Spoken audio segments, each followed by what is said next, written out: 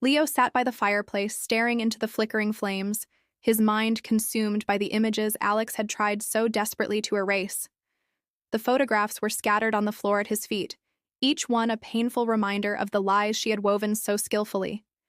Hours had passed since Alex had left, leaving him alone with his thoughts and the burning ache in his chest. Every memory they had shared felt tainted now. The love they once held was irreparably fractured, and the thought of how easily it had been shattered haunted him. How could he ever look at her the same way again? The creak of the front door pulled him from his reverie. He tensed, waiting. It opened softly, and Alex stepped inside, her movements cautious, as though unsure if she was welcome anymore. "Leo," she whispered, her voice a fragile echo in the stillness. He didn't look at her right away.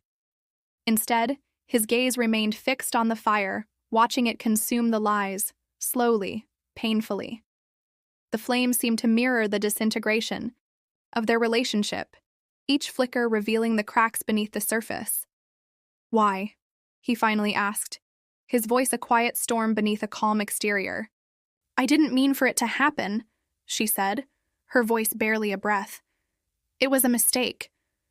Leo's laugh was hollow, devoid of emotion. A mistake? Or was it the beginning of a new truth? "I didn't think," she started, but the words faltered. How could she explain something she barely understood herself? "Love isn't something you can undo," he said, his tone cutting through the room like a dagger. "Once it's broken, there's no piecing it back together." The weight of his words hung in the air, suffocating. Alex felt suffocated by her own guilt, by the realization that no matter how deeply she regretted her actions, it might be too late. "I was lost," she admitted softly. "I lost myself." Leo's eyes darkened, his gaze narrowing. "Lost? Or were you just looking for an escape?" Silence followed his accusation. Alex's breath hitched as she fought to maintain her composure.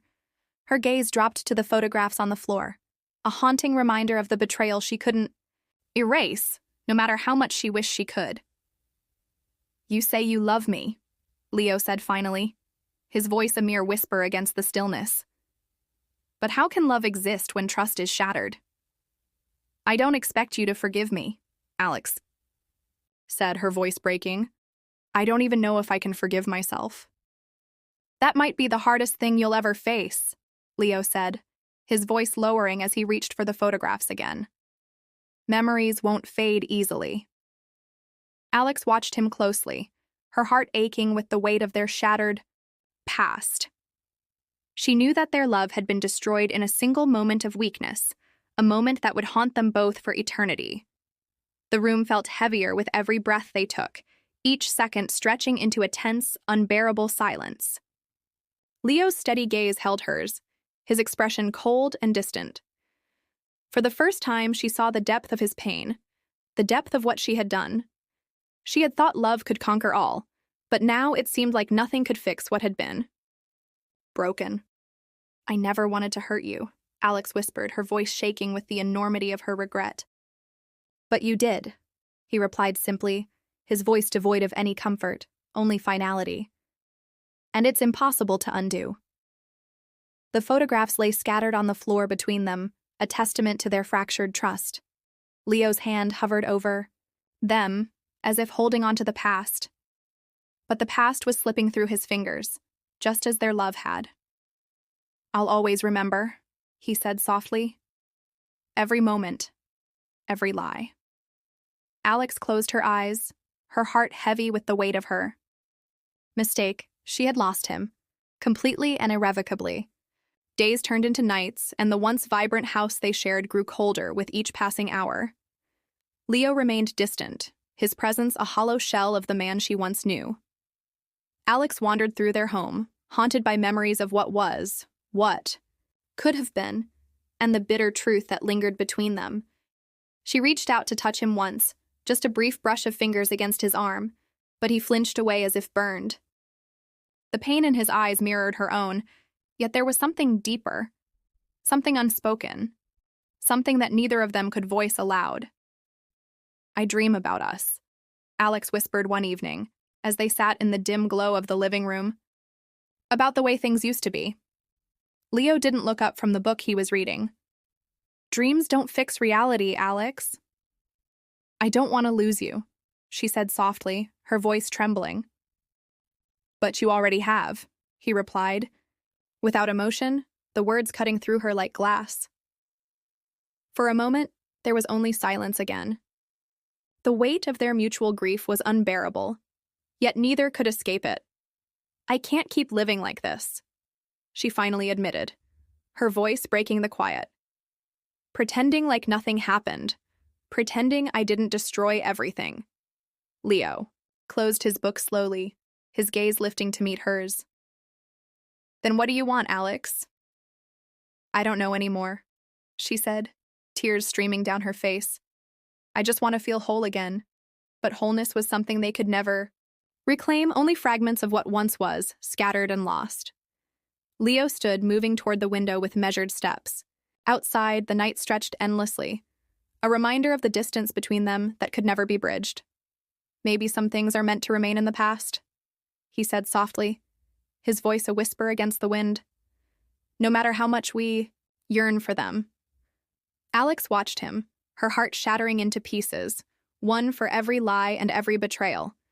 The love they had was gone, and with it, any hope of reclaiming the life they once shared. Weeks passed, and the house grew colder. They lived side by side, strangers occupying the same space, neither daring to speak what was truly on their minds. Conversations were brief, interactions curt, devoid of the warmth that once filled the air between them. The echoes of laughter and whispered secrets were replaced by the hollow sounds of silence, an oppressive void that stretched between them. One evening, as the sun set on the horizon, casting the sky in hues of deep orange and purple, Leo sat alone in the garden.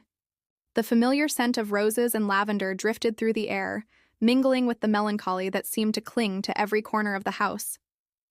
Alex joined him, hesitantly, her presence uneasy in the stillness.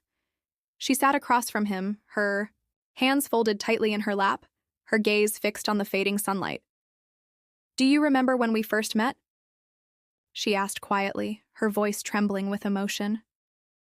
Leo glanced at her, his expression unreadable.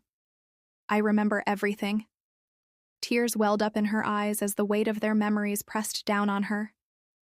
"I was afraid of losing you even then, but you lost me anyway," he said simply, his voice devoid of inflection, devoid of regret.